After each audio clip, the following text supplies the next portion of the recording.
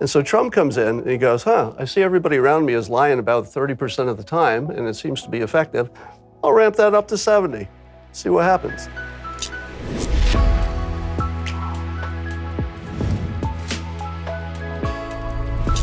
Hey, and welcome. This is the Ben Shapiro Show Sunday Special, and we have as our special guest this Sunday, Scott Adams. He is the creator of Dilbert and also the author of Win Bigly. So you can go check that out. We'll get into his book and his theory that President Trump is in fact a master communicator in 1 second. First, we're going to talk about the fact that you are going to die. So here's the deal. You're going to plot. Get used to it.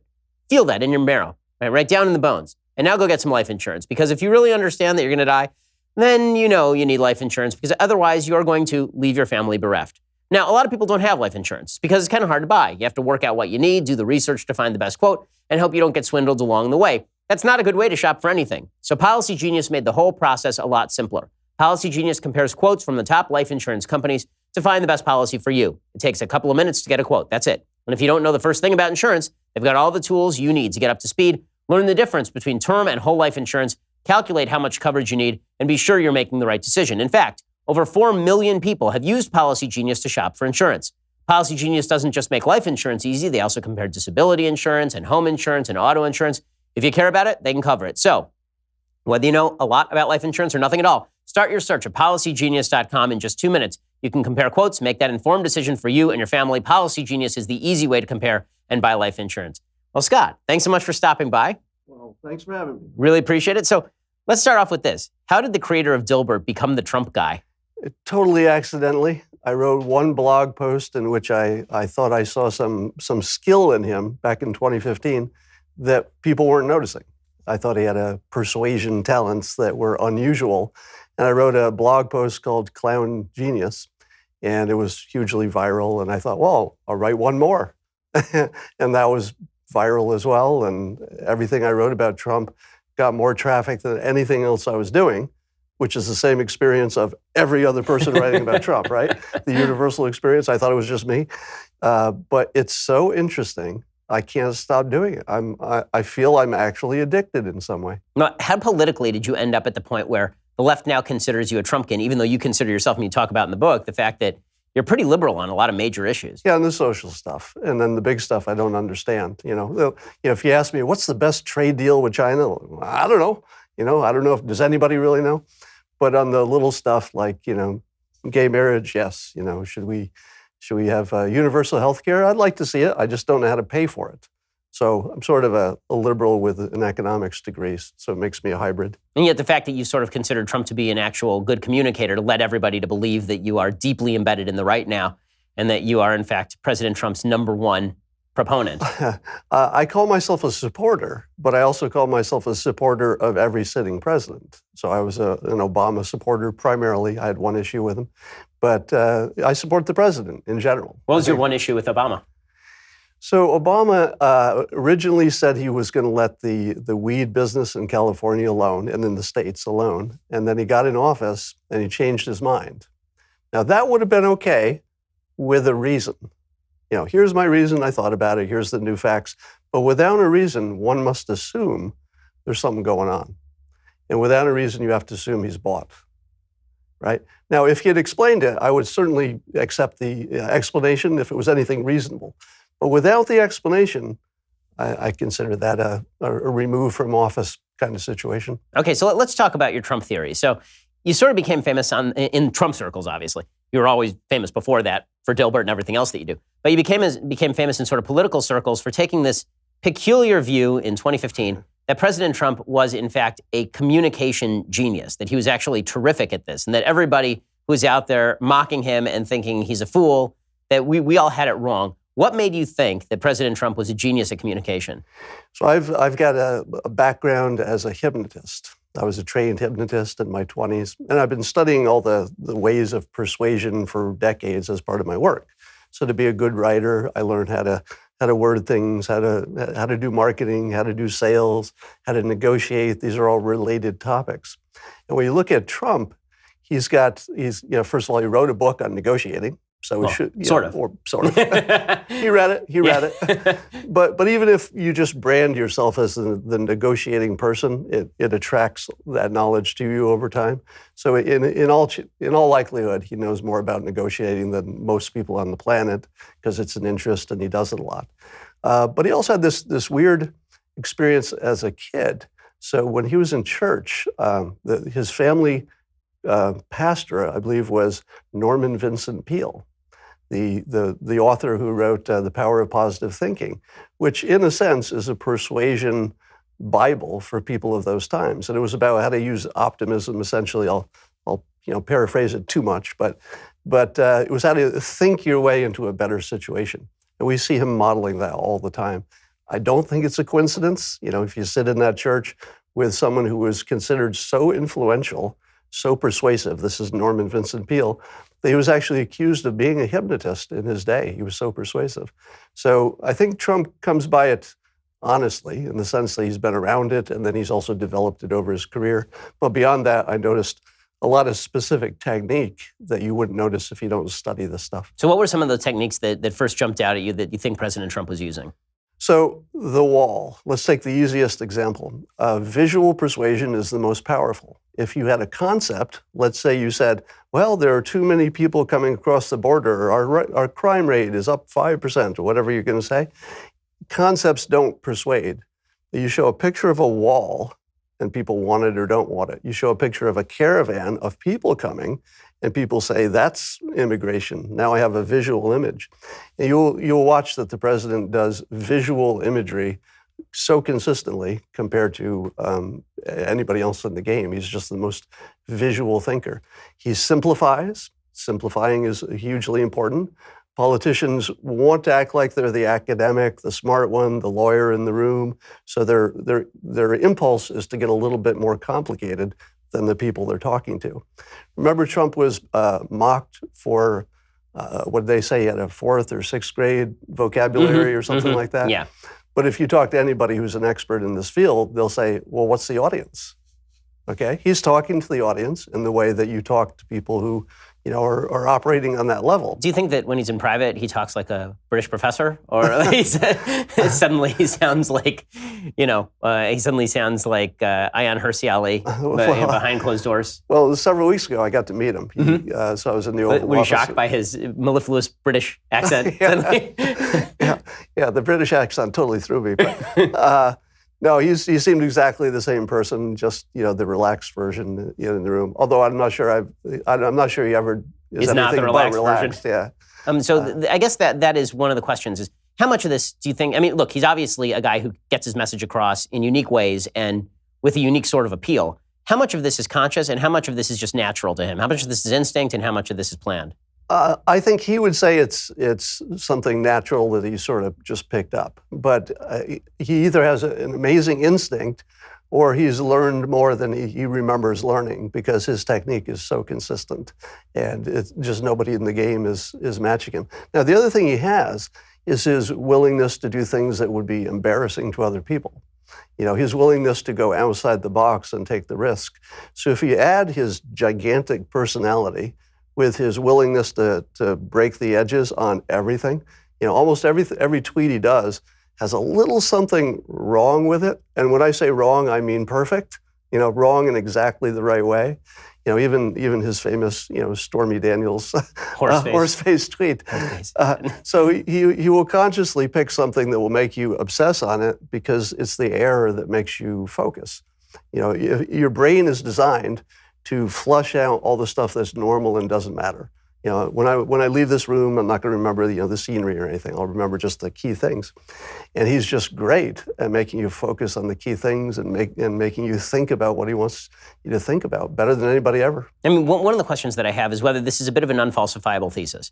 The reason I ask that is because at the end of the book, you have an appendix where you say, here are the things that I think that President Trump has said that are just wrong. When you talk about Charlottesville, you talk about some of the other things that you think that obviously the Access Hollywood tape, which was before he was running, but is not a great thing to say. And how do you decide prospectively when you see something the president says? Is this an act of communicative genius, or is this an act of complete and pure idiocy? Because there's a very thin line sometimes with what the president says. So it's the perfect question. And it's the reason back in 2015, I said clearly and often, I said this as often and publicly as I could, you won't be able to tell if I'm guessing luckily, unless I tell you this is a prediction. I'm going to tell you the tools he's using as he uses them, so you can follow along. And I predict he'll win the presidency back in 2015 because of the tool set, not even because of policies or anything else. And so exactly to your point, if you can't predict it, what is it, right? It's just you're describing the past, and you can fit almost any theory to the past. Indeed, when Hillary Clinton lost, I think, how many reasons did CNN print the next day? Just dozens of reasons. Well, here's the reason, she did this wrong. So you can fit any theory to the past, and that's why I was so obsessed about saying, I'm predicting this. Okay, so what do you predict then for 2020? Since you have one data point that is in your favor, because there's been one election. So there's been one data point in your favor. What do you think happens in 2020? Let me point out that I also predicted the North Korea situation a year before it happened. So I was predicting for the same reason that Trump's skill set would be uniquely, perfectly suited for the North Korea situation. And so far, it's looking like it's moving in the right direction. We don't know, but everything looks positive. Well, now, back to 2020. Yeah, 2020. I mean, that one is I think we're going to need a little more data before I hand you that one. Okay. Just to be fair, just because, we don't know, there's not enough information yet, whether this is just a pushing off play by the North Koreans or whether they're secretly developing anything or whether anything has really happened. But, they blew up their own nuclear mountain, so there's that. But you can see some things that are really positive. For example, apparently they've reduced their internal propaganda. And that would be the first thing you'd look for to see if it's real. Because they don't want to reverse course on their internal propaganda and then have to reverse it again. Why would they do that? They would just keep it the way it was. Right. So those are all positive signs. And there does seem to be that the president has a personal relationship, and that might be the key. It seems to me that the way he played it was, the opposite of how it had been played before.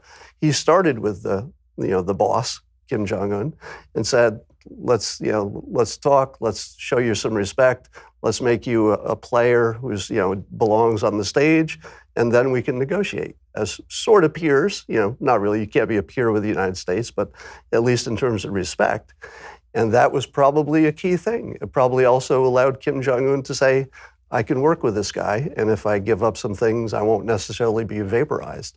So there was something about Trump's willingness to talk to anybody, which he's often criticized for, that it's like a superpower. He can talk to anybody. He can make a deal with anybody if it's in the best interest of the country. That is a wildly powerful thing. Do you think there have been cases where you've over-applied your thesis? Where maybe, do you have a perfect record, in other words, since 2015? I've never been wrong. Yes, so there are times. For example, trying to guess the vice president pick. That was an overreach because really to make that pick, you had to have to know about personal chemistry, you'd have to know the biographies, you'd have to know the secret vetting information. You can't really pick a vice president from this distance. But had I known that Mike Pence was even on the short list, he's the perfect choice for a vice president because he's sort of the bad version of the president, the boring version.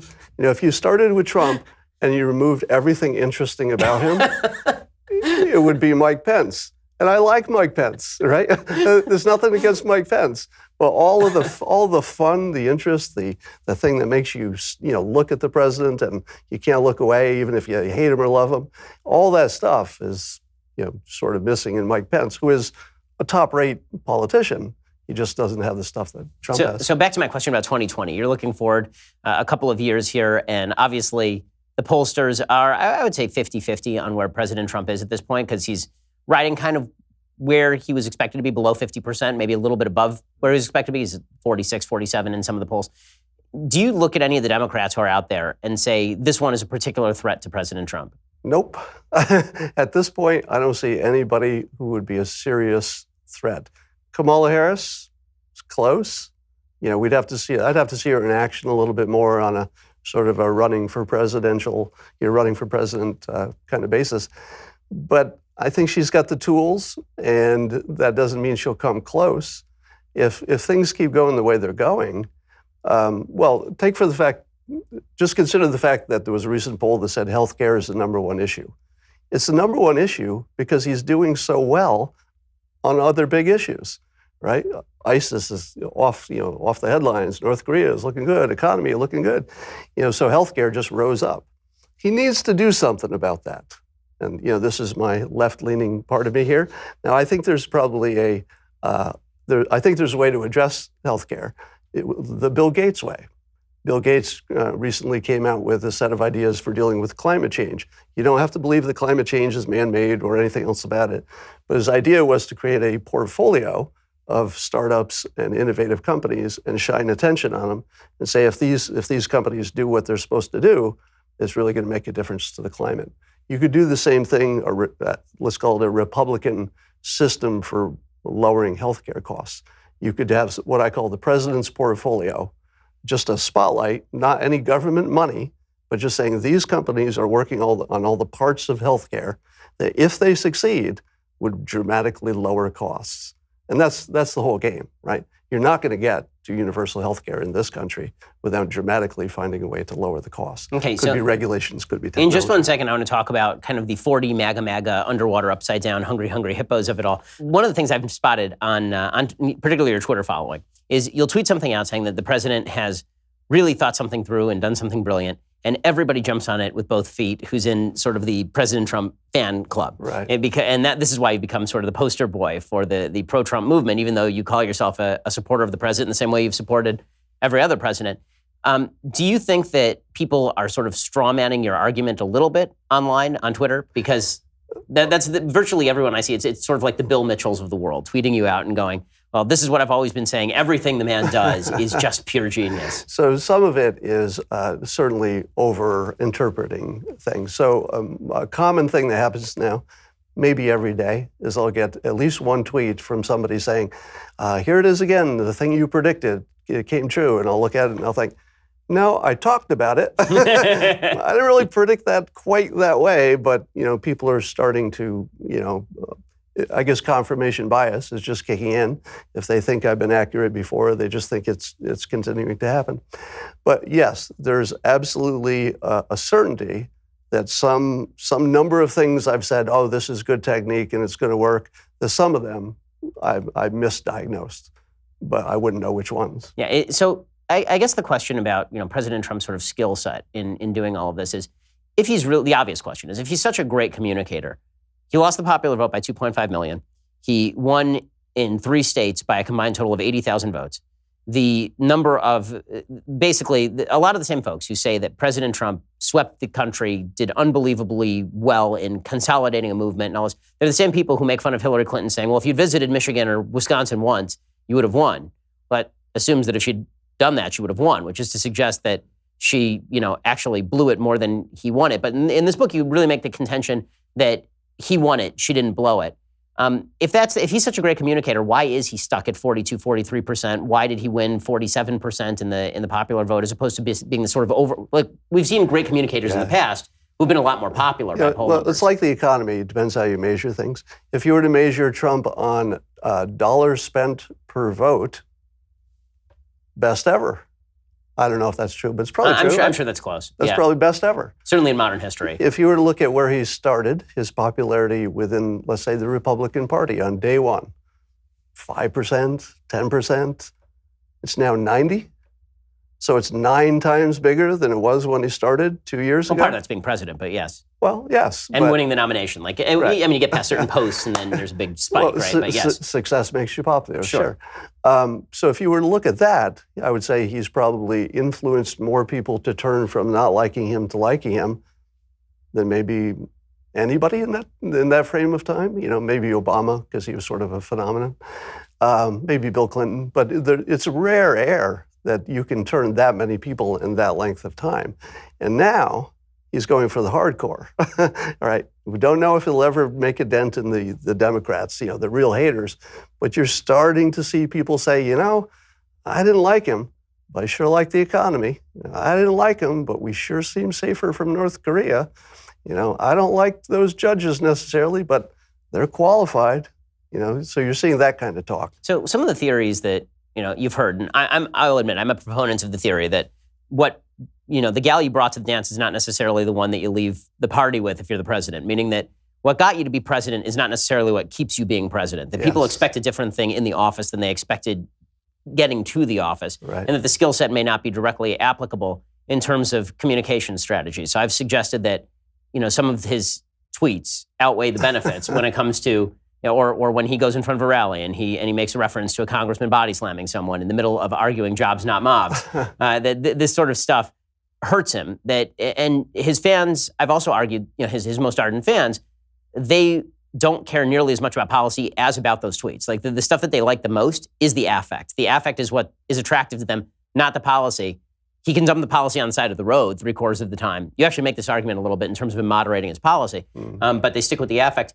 Do you think there's a point here where he actually does have to change how he communicates in order to reach that middle core? Because his base is there, but every time he says horseface, is he winning anyone over in the middle by going horseface about somebody he stopped 10 years ago? Well, the fun part about this is if you would just go back in time and remember how we felt about these tweets just 2 years ago, whether you loved him or hated him, how did you feel about these tweets? Your hair caught on fire. Like, it was like, if you loved him, you'd be like, don't do that. And if you hated him, it was like, well, look what you've done. And now he tweets horseface about a porn star that he was, allegedly got with, and the entire world went, horseface. I can see it. You would have to agree. You would have to agree that the level of hair on fire went to maybe a slight, tingling on the scalp, and he has the ability to just make us get used to it. Well, he's definitely inured us. I mean, there's no question. After this many levels of acid on the skin, we've developed a certain thickness of skin. But I do wonder, do you think that... But let me give you a more complete answer to that. I think there's a portfolio effect here. There's a diversification effect. He throws out a lot of stuff. If you were to go back and say, all right, during the campaign, these 10 tweets, would you have done these 10 tweets, Mr. Expert political person, whoever you're talking to? And the expert would say, no, I would not have done 9 of these. These are all mistakes. But probably, now that we have the benefit of watching him win, probably 2 or 3 were a problem. And then 7 just fired up the base, made it more interesting, collected energy, took attention away from his rivals. But which of the 3 could you have picked them in advance? It's hard. So I think that we have to be a little bit humble about whether we can look at his tweets that got us here, and we didn't recognize which were good or bad then, that suddenly we've developed this ability that, now we can tell. Now he's president. Now I can tell that's a bad tweet. That one will hurt him. Now, there's some that even I say the same thing. I go, in the example you gave, talking about physical confrontation in any way is probably just a bad idea. But I didn't become president, and I'm not sure I would have had the talent to do it. So I always keep that little bit of doubt that maybe just talking tough, maybe being the toughest guy in the room, has some benefits that are not immediately obvious. And I think it might translate to a lot of different fields, that he's just the toughest one. And we feel that. We always feel his toughness. It just comes out in every way. How solid do you feel in the theory? Meaning, is this theory good until it isn't? So if he loses in 2020, if the bottom falls out on him, and it turns out that he has, it seems to me that the American public could have 2 reactions to this. One is exactly what you say, which is, we're inured, the sound has been turned to 11, and so our ears have adjusted now to the sound, and now we can't even hear it. It's just white noise in the background at this point. And the other possibility is that it's like I am with my 2 kids under 5, that I love them, they run around, they're extraordinarily loud, and at 7:30 at night, I say, you need to go to bed now. Because if you don't, I'm going to go start drinking.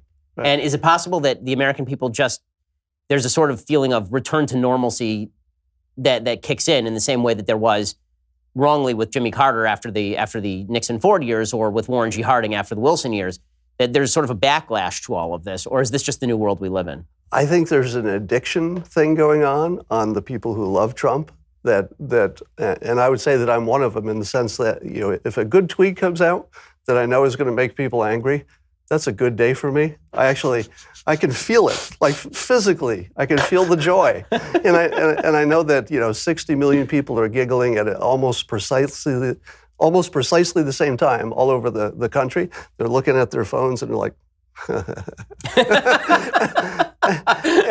and you get that little jolt, right, of whatever chemical thing that is. So I think the haters will hate, the lovers will love, and I think it's going to be just like that in 2020. How much of his success do you think is a result of his communication skill? And how much do you think is a result of the Democrats really sucking at what they do?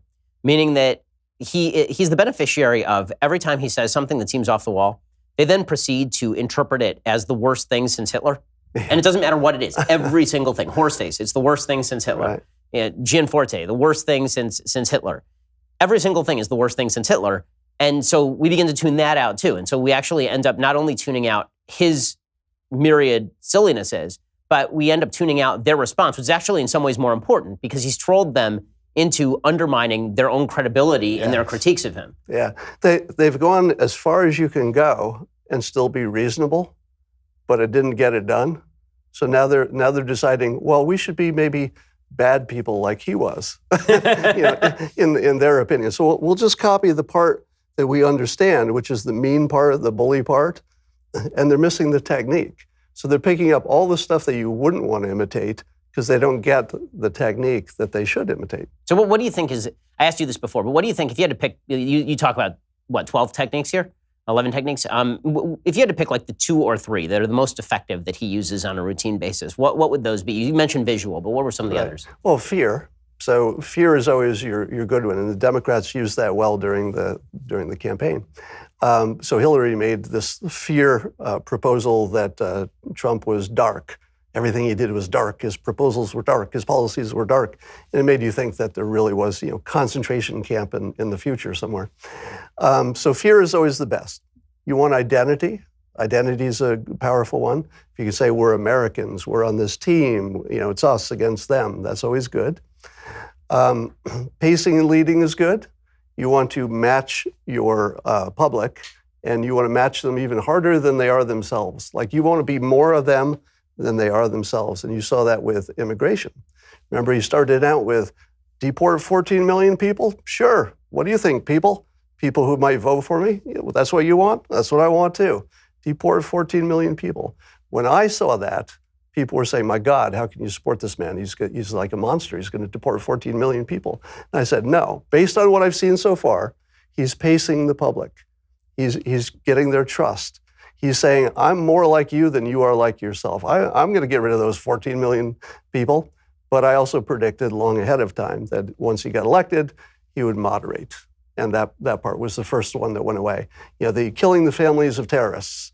Like, I want to fight terrorism harder than you want to fight terrorism. I know you hate terrorists. Watch how hard I hate terrorists. Now I'm president. Well, let's be reasonable, right? So that's the leading part. So you pace them until they say, you and I are the same person. Like we think the same. The thoughts coming out of your mouth are like just the ones out of my mouth. And then he changes a little bit. And they go, oh, that's me talking now. And then they can follow. So that's probably one of his strongest techniques. This is a very negative view of the American populace and how we vote, right? That these techniques that can be used in persuasion are very useful. And there's no question that you're right. I mean, and you talk about all the social science research with regard to how we actually think and how much of our decision-making is instinctive. And then we backtrack and create a rational process based on the work of Daniel Kahneman and such. What does this say about the future of democracy? That's something we can educate our own way out of, or are we basically destined to fall into line behind master communicators, no matter which area of the spectrum they come from? I've actually worried that Trump might be the last human president. And I mean that literally, in the sense that the algorithms and the social media companies will be able to control the thoughts and the feelings and the attitudes and even the policy preferences of the public to such a degree that the politicians will just have to do whatever the public is saying. Because it's pretty hard to be a president and do something that 70% of the public doesn't want you to do. That's very unusual. So the presidents will be captive to the public, as they are, except the public will not be independently thinking, and they won't be led by the president and vice versa. I think the algorithms will decide what the public thinks, and then the public will tell the president what to do, and the president's going to either have to do it or get a new job. So it's possible that even because of the complexity of the algorithms, it's not something that one person sits down and says, oh, okay, here's my little equation. I'll tweak this one. I understand how to change this. It's nothing like that. It's complicated. It's a lot of different inputs. in all likelihood, there is no human being at any of these companies, no single human, who understands how the algorithm works. And that means humans aren't in charge anymore. It means the algorithm is going to do what it's going to do. And we can maybe say, if you change this variable, I'm pretty sure that something will happen in this end, but it's not a one variable situation. There are so many variables. It's like sort of like climate change. Modeling it is, insanely hard. So I think that complexity will mask the fact that the algorithms will start running the show with a little bit of correction from humans. So you're suggesting that we may be a lot less skeptical of social media than we even ought to be, even those of us on the right who have been very skeptical of sort of the left-leaning bias in places like Facebook and YouTube. You can be skeptical all you like. It's too late. There's nothing that can happen that would stop what I just described. Well, I mean, the only question I have about that is, what is the agenda of an algorithm? I mean, somebody has to actually create the parameters for the algorithms in the first place. But they don't know how it's going to turn out. They can know that tweaking this is likely to change this, but since there are so many other things being tweaked, they can't really know what the end result is going to be. It's just going to be too complicated. So maybe we just reached the end of democracy, basically?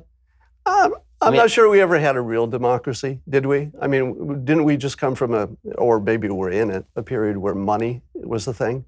The billionaires are backing certain candidates and, the public doesn't know where the big money's coming from. Trump sort of broke that model because money wasn't the thing that got him elected. It was personality and technique. But he's such a unique character that he's stronger than the algorithm. He's stronger than the money. You're not going to get another one of those. Good luck. You could try, but that is a powerful package. I mean, so this is a pretty dangerous message to a certain extent for the American people, because what do you expect the American people to do with this? Okay, they're now controlled by master communicators, by algorithms beyond their control. What's their daily life look like? How do they shape the system? I mean, do you see any cause for optimism here at all, or basically surrender to your machine masters? For the voters, it may not look any different, because before it was sort of the media companies who were maybe shaping the message, and then the voters would think they made their minds up, but really they're just adopting the message of their favorite communication channel. So if you're watching Fox, you think your opinion matches Fox. Hey, how about that? I'm watching Fox, and my opinions are the same as those for the most case. And the people watching CNN say, my opinions match that. But they're not really making opinions. They're receiving opinions. The difference is that we're probably moving from a place where there are people at the top, not many of them, deciding what the messages will be for their side. That's sort of what it is now. But Trump is strong enough that he can kind of, be above that process. But when there's no Trump, and when the algorithm is stronger than the people running the messages, it's going to be the algorithm. So if the president has the sort of strength you're suggesting, and let's say you're advising the president on how to create a system in the United States that could help prevent the sort of stuff that you're talking about. Do you want to prevent it? What is the assumption that it must be prevented? I mean, the assumption is that attempts to manipulate people's free will by technological companies run by an oligarchic few are probably a bad thing. Well, which is your suggestion, right? That Trump has broken the system. The new system is filling it. We're moving from the oligarchic few to this brief time when Trump is stronger than the oligarch, to the point where it won't be the oligarch and it won't be Trump, because someday there won't be a Trump. At that point, the algorithm will be stronger than the oligarchs, and money won't matter anymore. Okay, and at that point, do you think that the United States is, since we're all presumably thinking more alike under this algorithm that's controlling us, does it sort of restore some sort of American unity, or do things just continue to decay in terms of the polarization of the culture? That's a good question. And a lot of that probably gets to Fox News and maybe a couple other outlets. Because if Fox News suddenly just went out of business, what would the country look like? It would very quickly start to form around whatever communication channels were left. So I think as long as Fox is there, and CNN and MSNBC and the like, we're going to be two sides for a while, but I think the algorithm will drive us to one. Okay, so let's talk a little bit about kind of the Dilbert side of you. So you told me before the show that your time now is split 60-40 between politics and Dilbert. So where did the Dilbert side come from? What was the origin of that side of what you do?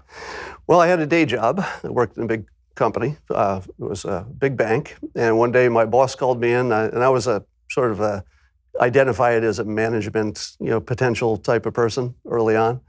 And my boss called me in and said, I don't know how to tell you this, but the media has discovered that we don't have any diversity in senior management. And they said, we won't ever be able to promote you because you're a white male. And I was told this directly, by the way. I want to make clear, I'm not interpreting. This is what my boss, a white woman, told me. And she was saying it apologetically, like it's not my decision, it's coming from the top, but don't expect to get it in promotion. So I left as soon as I could. Got a job at the phone company, got on the management track, and a few years in, my boss called me in his office, and he said, I don't know how to tell you this, but the media realized we have no diversity in senior management. And until further notice, and we don't know how long that's going to last, you cannot be promoted because you're a white male. And that was the point where I thought, maybe I need to work somewhere that doesn't have a boss. maybe the boss is the problem, right? Now, I had very specific problems that were coincidentally the same, but having a boss is never a good idea. So I thought, well, let's try some things. And one of the things I tried, it wasn't the only thing I tried, but was cartooning. And I submitted some comics, that's the short version. And one syndication company said yes, and the rest was Dilbert history. Now, how's the comic community treated you since you came out of the closet as a Trump supporter? Every once in a while I get the tweet that says, I will never read another Dilbert comic. I'm burning my Dilbert book. But I think for every one person who does that, there's still 9 who didn't pay attention to politics before. They're not paying attention to it now. They just like their Dilbert comic. And so you talked a little bit about the fact that coming out politically in the area where you live was actually a dangerous thing. So what's been the response in the area you live? Because you obviously live in a very left-leaning area of California. Yeah, so in Northern California is where the San Jose situation happened during the primaries, when some Trump supporters got attacked just walking to their cars, literally doing nothing but walking to their cars. And that was about the time I realized that it's actually physically dangerous. And I was also getting tons of troll traffic, and who knows how much are paid trolls and how much are not. But a lot of them were branding me Joseph Goebbels, if I'm pronouncing it correctly. So Hitler's, PR person. Now, here's the thing. When they're labeling the president Hitler and they're labeling me as just a supporter, explaining his technique as Joseph Goebbels, you're creating a situation where it's approval to punch me. It's approval to hit me. Because you wouldn't say, go hit a candidate running for Congress, but you would say, go kill Hitler. And if the situation were reversed, and I thought it was a real Hitler, like a real Hitler, and I could stop him, I'd kill him. I hope you would too, right? So that situation was becoming real in people's minds. It had left politics and had entered the realm of, I think there's a real Hitler coming, and that might be his little buddy. We better get him first. So I stopped appearing in public. Wow. So I don't do any public stuff if I can avoid it. I've done a few, but only if I had to. So you've met the president. I mean, there are pictures that came out of it. What was that like? Did it confirm your views of the president? Did it undermine your views of the president? I mean, now that you saw him behind those closed doors? You know what this great relief was? Because it was during the time when everybody was saying that maybe we need the 25th Amendment, maybe he's crazy, he's flipping out behind doors. And I thought to myself, what if I'm wrong about all of this? what if I meet him privately and he's just whack job right there? But it turns out that he's the most reasonable, sane person in person, completely personable. For the entire time I was there, he acted like I was the only person in the room. His social skills are off the chart. His charisma is crazy. I mean, it's just, in the good way. And nothing that would even be slightly worrisome about, his mental state. He's definitely in control. It seems to me that overall, your philosophy is a pretty deterministic view of human nature, that people can be controlled from above by great communications or by algorithms. You in your own life, though, have made a bunch of choices that are, pretty individually motivated and look like you're kind of searching off the beaten track. I mean, first of all, to leave business and go into comics is one, and then to go from comics to, I'm going to analyze this kooky candidate who's in the middle of the wilderness in 2015 and point out and now I'm spending 60% of my time analyzing his machinations in politics. So you yourself are a pretty individualistic guy. Are you deterministic about human nature, about yourself? Well, I don't believe in free will, but I believe that I have to act as though I have it. Apparently I'm programmed to act as if I have it. So that's as far as I go in terms of the deterministic part. So yeah, it might be that we're just a simulation. I happen to buy into the simulation theory that humans are perhaps a software simulation created by a prior civilization. Whoa. Okay, explain that one. Well, Elon Musk says the same thing. A lot of the smartest when people. When he's smoking pot with Joe Rogan, or like the rest of the time also? Well, I don't know. I've only seen that. I think the rest of the time too. But there are physicists who say this too. So it's actually a legitimate thought. And for those who haven't heard it before, the idea is that in our lifetime, we will certainly be able to create software simulations that look and act in whatever way that's true, think that they're real. So that they'll just be a simulation. If we can do it, it's more likely that we're the result of it. In other words, for every real civilization that can get to the point it can create a simulation that thinks it's real, it won't make one. It's going to make more than one. It might be a kit for teenagers. They can, hey, make a civilization. So the odds are that there are far more simulated realities than there are original species. And there might be more than one original species, but there will always be far more simulations, and you can't tell if you're one. So did we just get the weirdest one? Is that what's happening right now? Apparently. We're just in the weirdest one. I mean, honestly, on that sort of philosophical note, is that just a way, I know we've gone far afield here, but it's interesting to me. Is that just a way of escaping God, basically? I mean, that's as unfalsifiable as God. The idea of a God that created human beings in a certain way sounds a lot like what you're talking about. It's just that you've called the God a 400-pound guy who invented a program in his basement. It would have a lot of overlap, right? And maybe it would validate our feelings that we have that there's something that created us, and so maybe there's something to that. But I think that my basic feeling about the world is that the human brain did not evolve to understand reality because it didn't need to. It needed to survive and procreate. That's it. That was the whole thing. So you go to the grocery store and you're buying some vegetables and you're standing next to someone who thinks they reincarnated. And on the other side is someone who thinks that their prophet flew to heaven on a winged horse. And behind you is somebody who thinks their savior walked on water. Now, some of those things might have also happened at the same time, but we're generally walking around with people who are in completely different realities. If you look at the reality of the Trump hater versus the Trump supporter, this is what I call two movies on one screen. We think we're looking at the same thing, but we are really not interpreting it as the same reality on a base level. So when you say, is it God, is it a simulation, is it anything? I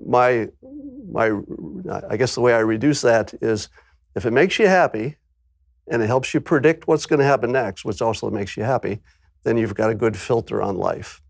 So the persuasion approach that I take to things makes me happy and has done a pretty good job so far of predicting. If it stops predicting, I'll try to adopt a new filter. So I listened to the interview that you did with Sam Harris, and Sam was quite exercised about the kind of morality of what President Trump does. And he was saying, trying to peg you down to the idea that what President Trump has done politically is immoral. Do you actually think that the stuff that he does politically, the use of these techniques, the kind of inherent fibbing in what he's doing sometimes, is there a moral component to that?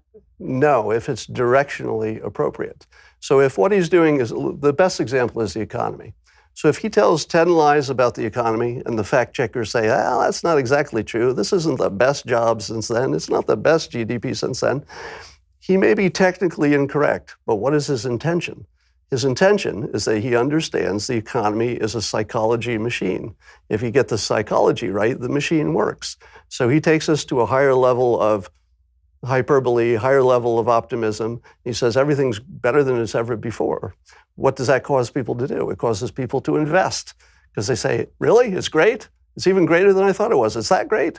Thanks, Mr. President. I'm going to invest a little extra. And what does that do? It makes it great. So the investing makes the economy work. So he's actually sort of using hyperbole, and that's his word. He says he uses it to try to draw us to positive places. If he says, that ISIS is the worst thing in the world and it's going to destroy the planet, that's why we have to do so much to defeat them, well, that might be a little bit of an exaggeration. But you still want to beat ISIS. And if that's what it took to get everybody on the same page, that's a virtuous direction, even if the fact-checking was not accomplished. Well, to be fair to some of President Trump's critics on this score, some of the hyperbole that he's used in attacking his opponents, for example, is I think pretty obviously not morally or directionally appropriate. I mean, when you suggest that, well, give me an example. Okay, suggesting that Ted Cruz's dad killed JFK is probably a pretty good example.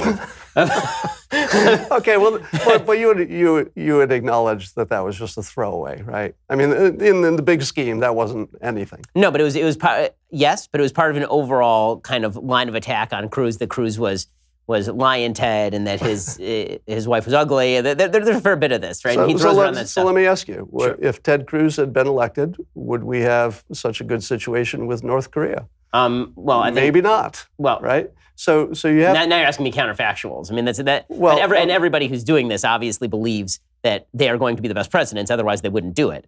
So what's wrong with that? That doesn't make it immoral. Because if he believes, it sort of does. The morality that you are positing is a goal-only morality. It is not a means including morality. I'm saying that the ends justify the means. Yeah, you are. Let me say that right to the camera. The ends always justify the means, and people who argue otherwise are doing what I call loser think. Because in every decision, I'll talk to you again. Okay. In every decision, you weigh the costs and the benefits, right? It's only if you're trying to influence somebody, you say, oh, the ends didn't justify the means. And there's some cases that's true. But generally speaking, in every decision, you're looking at the costs, all of them, and you're looking at the benefits, all of them. And some of that cost might be the moral fiber that comes apart a little bit if you're fibbing, right? So that's just part of the cost. But you still have to compare it to the benefits. It's not immoral to prefer benefits over costs, if the benefits are larger than the costs. I mean, the problem is that, and I'm going to ask about this in a second, sometimes your perception of the goals and the means are misaligned. Every bad person in history has said the same thing, right? Which is that I have certain ends, and those justify the means that I'm using. And since I can argue that the ends are good, the means are therefore justified. And one of the things that we have tried to argue against is the idea that people can be used as tools in pursuit of particular means. So the idea of grand equality between men, a surging economy, and a peaceful coexistence leads to the extermination of entire populations or the creation of gulags. Like, there's not a bad person in history who thought the ends didn't justify the means. Now, there's sort of... I'm not calling you Hitler, by the way, but that morality is... Finally, somebody doesn't call me Hitler. But you have to, there's an analogy problem here. You can't compare some hyperbole that gets you better policies to, the Holocaust. No, of course I agree with that. Of course I agree with that. But the question was one of, is the president using immoral tactics when he does that? And your original statement was that he was not. And then you went to the kind of all the way, maybe you're selling me past the sale. But I'm looking at the whole. I'm saying that if you were to look at in isolation, is fibbing good or bad? I would agree with you. Oh, fibbing's bad. We don't want to live in a world where everybody's lying. But then we go to realism. All right. If you're in the business context, is anybody lying at your job? Everybody, right? Everybody. Everybody's lying from why they were late to why they didn't get the report in on time to the marketing is mostly lies, dressed up to be barely legal. Sales is mostly lies. The government is mostly lies. And so Trump comes in and he goes, I see everybody around me is lying about 30% of the time and it seems to be effective. I'll ramp that up to 70. See what happens. It's sort of the same thing. It is, but is there a limiting principle? Meaning, at what point would you adjudicate that the ends did not justify the means? So what could President Trump have done in 2016? Let's say that this was the argument that was actually made very often in 2016. It's a binary race. It's Hillary Clinton versus Donald Trump. Hillary, from a conservative perspective, is an existential threat to a lot of the things that conservatives believe. So President Trump is justified in doing pretty much anything in the leftist view, up to and including collusion with Russia, which I obviously don't believe. I think it's a bunch of crap. But the leftists say, well, that's what he was willing to do. Donald Trump Jr. was willing to do that, get together with the Russians and all the rest of it.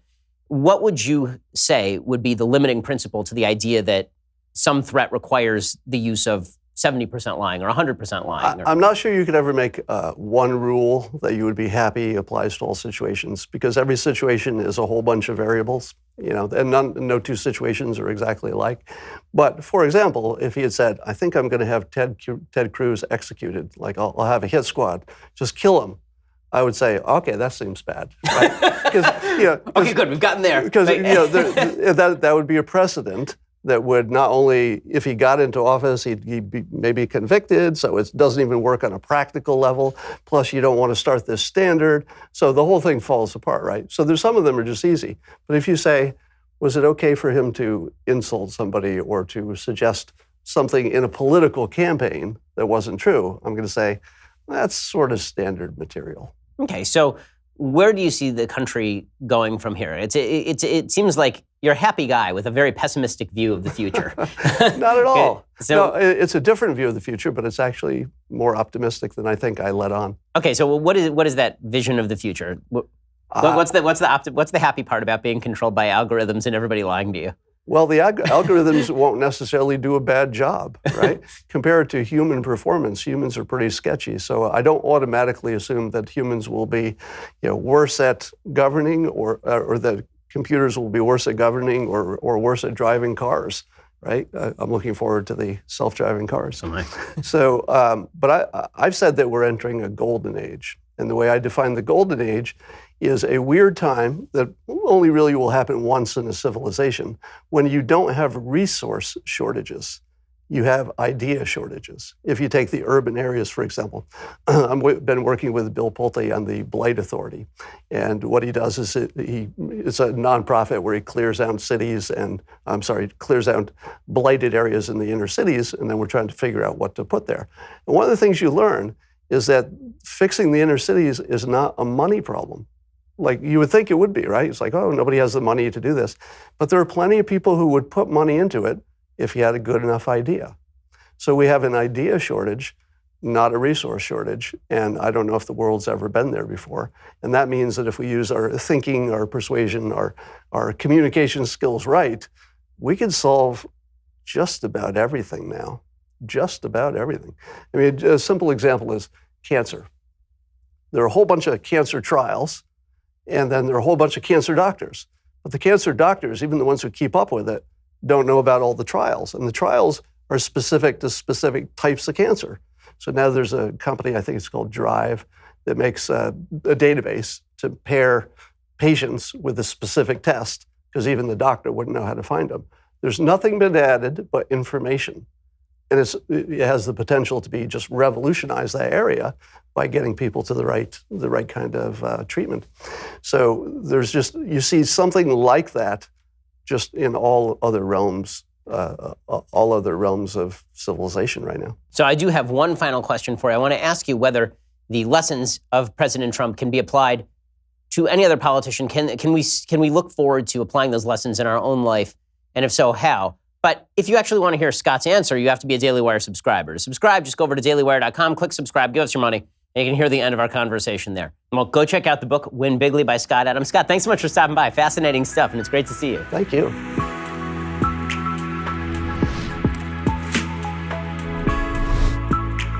The Ben Shapiro Show's Sunday Special is produced by Jonathan Hay, executive producer Jeremy Boring, associate producer Mathis Glover, edited by Alex Zingaro. Audio is mixed by Dylan Case. Hair and makeup is by Jesua Alvera, and title graphics by Cynthia Angulo. The Ben Shapiro Show's Sunday Special is a Daily Wire Forward Publishing production. Copyright Forward Publishing 2018.